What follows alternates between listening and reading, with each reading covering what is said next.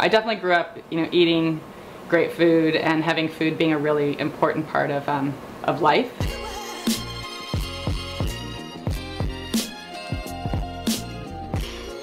The first thing my mom ever cooked for my dad was a Spam roast, and my dad was horrified. And we went out and bought her Julia Child's Mastering the Art of French Cooking. I sometimes joke like that it was almost like Julia Child was my mom, which is a pretty good thing.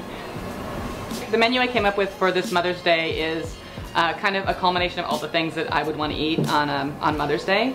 I always have that battle if we go out for breakfast or brunch of like, do I want sweet or do I want savory?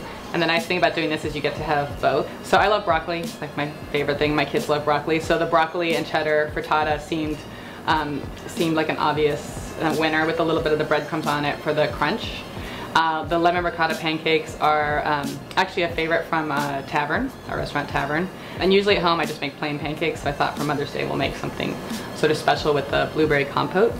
And when spring comes along, I love all those spring vegetables, so just the farro salad is a really great way to show them all off together, and then also have that kind of satisfying, grainy, sort of main course to kind of, you're not just living on pancakes and bacon, which I would be tempted to do.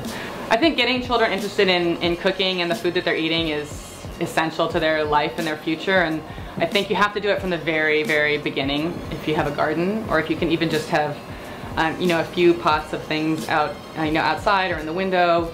That connection of them being able to pull something out of the ground, like radishes and carrots and actually broccoli, like my kids will go through and just like snap the tops off and eat them, or kale, they eat the kale out of the garden. I think again, if you start really young, and it's also that connection of like they planted it and then they see it grow, and then it's just like, it just is another kind of magical way to get them really excited about food.